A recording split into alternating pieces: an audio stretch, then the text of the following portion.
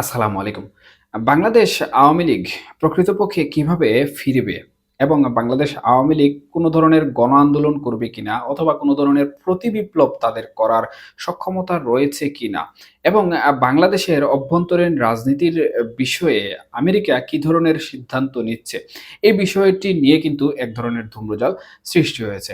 এবং এই ধূম্রজাল সৃষ্টি হওয়ার পেছনে যে কারণটি রয়েছে সেটি হচ্ছে সম্প্রতি আমেরিকার পররাষ্ট্রমন্ত্রী যিনি রয়েছেন, উনাকে কিন্তু ভারতীয় একজন গণমাধ্যম কর্মী প্রশ্ন করেছেন যে, বাংলাদেশ প্রসঙ্গে আমেরিকার বর্তমান অবস্থান কিরকম? বা আমেরিকা বর্তমানে বাংলাদেশের বিষয়টিকে কিভাবে দেখছে?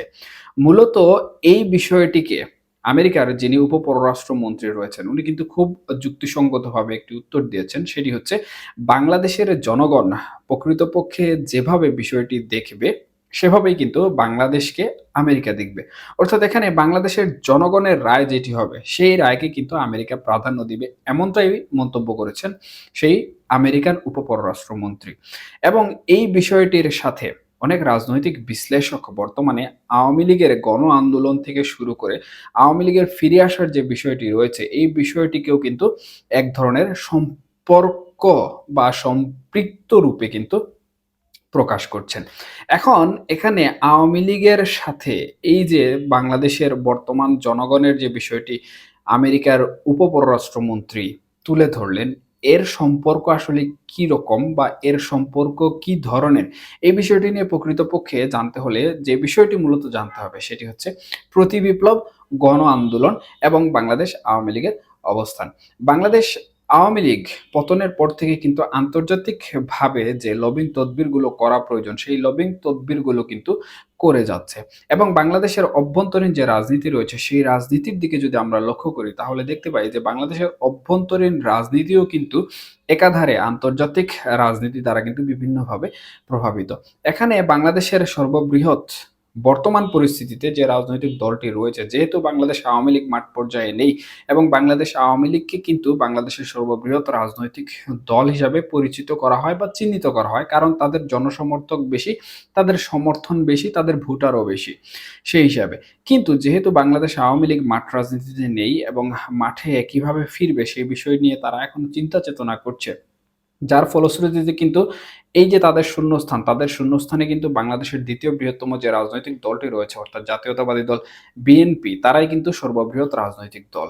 এবং তাদের সাথেও কিন্তু আন্তর্জাতিক বিভিন্ন পরাশক্তির সুসম্পর্ক বা দুঃসম্পর্ক নিয়েও কিন্তু এক ধরনের জটিলতা তৈরি হয়েছে। সাধারণত বিএনপির সাথে চীনের এক ধরনের সখ্যতা রয়েছে, যার ফলশ্রুতিতে কিন্তু ভারত এখানে বিএনপিকে কিভাবে দেখছে এই নিয়ে কিন্তু নানা ধরনের আলোচনা সমালোচনা কূটনৈতিক যে পাড়াটি রয়েছে সেই কূটনৈতিক পাড়ায় বিশ্লেষকরা করছেন। এবং অনেকেই মনে করছেন যে ভারত বিষয়টিকে অর্থাৎ ভারত বিএনপিকে প্রকৃতপক্ষে দেখবে তাদের অতীতের কর্মকাণ্ড দ্বারা। যদিও এখন আওয়ামী লীগ মাঠে নেই, যার ফলশ্রুতিতে আসন্ন নির্বাচনে বিএনপির নির্বাচনে জয়লাভ করার প্রবণতাই কিন্তু সবথেকে বেশি দেখা যাচ্ছে। এবং বিএনপিও কিন্তু এই সুযোগটি কাজে লাগানোর জন্য বর্তমানে দ্রুত নির্বাচন চাচ্ছে অন্তর্বর্তীকালীন সরকারের কাছ থেকে। কিন্তু অন্তর্বর্তীকালীন সরকার এখনো নির্বাচনের কোনো ধরনের সিদ্ধান্তে এসে পৌঁছায়নি। শুধুমাত্র ডিসেম্বর কিংবা ২০২৬ সনের জুন-জুলাই মাসে নির্বাচন হবে, এই ধরনের একটি কথাবার্তা সবসময়ই বলে যাচ্ছে। এবং মিটিং হওয়ার পরেও কিন্তু বিএনপির শীর্ষস্থানীয় নেতৃবৃন্দরা বলেছেন যে তারা অসন্তুষ্ট রয়েছেন নির্বাচন বিষয়ে কিংবা অন্তর্বর্তীকালীন সরকারের প্রধান উপদেষ্টার বক্তব্যের বিষয়ে। অর্থাৎ তারা সুস্পষ্ট কোনো মতামত কিন্তু এখানে পাননি। সেই হিসাবে এই যে তাদের নির্বাচনে জয়লাভ করার একটি প্রবণতা আমরা লক্ষ্য করছি বা তাদের আওয়ামী লীগের অবর্তমানে তাদের ক্ষমতায় যাওয়ার যে একটি বিষয় আমরা লক্ষ্য করছি বা দেখতে পাচ্ছি, উপলব্ধি করতে পারছি, এই বিষয়টিকে প্রকৃতপক্ষে ভারত অনেকটাই টার্গেট করে রেখেছে। যেহেতু পার্শ্ববর্তী দেশ বাংলাদেশ এবং ভারত, সুতরাং এখানে বাংলাদেশের যে রাজনৈতিক পটভূমি পরিবর্তন হবে তার কিছুটা হলেও কিন্তু ভারতের উপর গিয়ে পড়বে। সুতরাং ভারত এই বিষয়টি নিয়ে খুব বেশি চিন্তিত থাকে সবসময়। এবং হ্যাঁ, বাংলাদেশের প্রেক্ষাপট নিয়ে বেশিরভাগ সময় কিন্তু ভারত সবথেকে বেশি হস্তক্ষেপ করে থাকে। কারণ ভারত কোনোভাবেই চায় না যে বাংলাদেশের কোনো পরিস্থিতির কারণে ভারতের মধ্যে তার প্রভাব পড়ুক। যার ফলশ্রুতিতে বিএনপির বিগত শাসনামল অর্থাৎ আওয়ামী লীগের পূর্বে যখন বিএনপি শাসনামলে ছিল, সেই সময়কার বিএনপির ভারতের সাথে যে আচরণ, সেই আচরণটি অনেকটা খতিয়ে দেখা হবে বলে জানিয়েছেন ভারতের বিভিন্ন কূটনৈতিক বিশ্লেষকরা। এবং আওয়ামী লীগ শাসনামলে থাকা অবস্থায় ভারতের সাথে বিএনপির যে বিদ্বেষমূলক একটি আচরণ ছিল, বিএনপির শীর্ষস্থানীয় নেতৃবৃন্দ যে ধরনের ভারত বিদ্বেষী কথাবার্তা বলেছেন, কিংবা ৫ই আগস্ট পরবর্তী অর্থাৎ আওয়ামী লীগ সরকারের পতনের পরে বিএনপি যেভাবে ভারত বিদ্বেষী বিষয়গুলো সামনে টেনে এনেছিল, সেই বিষয়টিকেও কিন্তু ভারত এখানে সবথেকে বেশি হাইলাইট করছে। যার ফলশ্রুতিতে এখানে ভারতকে বাংলাদেশে ক্ষমতায় যাওয়া এবং আন্তর্জাতিকভাবে ক্ষমতায় যাওয়ার জন্য যে সকল বিষয়বস্তু করা প্রয়োজন, সেই বিষয়বস্তুগুলোকে কিন্তু খুব ধারালোভাবে বা সূক্ষ্মভাবে কিন্তু মোকাবেলা করতে হবে। এবং ভারত প্রকৃতপক্ষে এখানে যে রাজনৈতিক আন্তর্জাতিক চাল চালা প্রয়োজন, সেই চালগুলো কিন্তু তারা চালবে।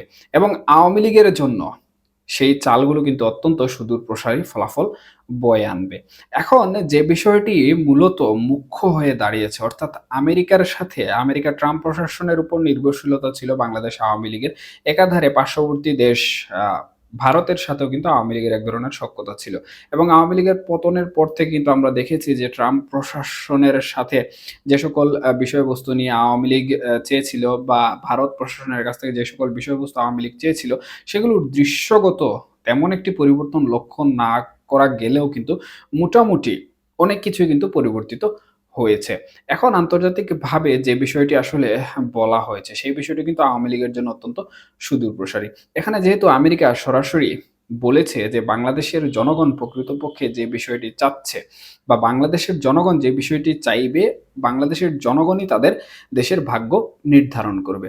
সেখানে আওয়ামী লীগ যেভাবে বলছে যে বাংলাদেশে একটি গণজাগরণ সৃষ্টি করবে, একটি জনরোষ তৈরি করবে, এবং তাদের যেভাবে পতন করা হয়েছিল মেটিকুলাস ডিজাইনের মাধ্যমে ৫ই আগস্টে যেভাবে আন্দোলন করা হয়েছিল, সেই আন্দোলনের মাধ্যমে জনগণকে সম্পৃক্ত করে যেভাবে শেখ হাসিনাকে ভারত চলে যেতে বাধ্য করা হয়েছিল, ঠিক একইভাবে আওয়ামী লীগ কিন্তু এখন একটি মেটিকুলাস ডিজাইন করছে, কিংবা আওয়ামী লীগ একটি প্রতিবিপ্লবের চিন্তাভাবনা করছে।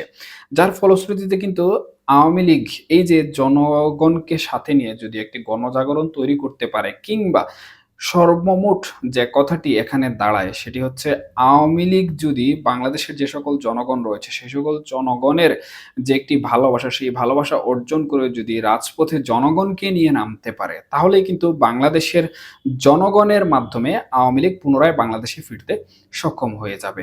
এবং সেটি এমনও হতে পারে যে যদি জনগণ চায়, তাহলে বাংলাদেশে পুনরায় ক্ষমতায়ও কিন্তু আওয়ামী লীগকে বহাল করে দিতে পারে।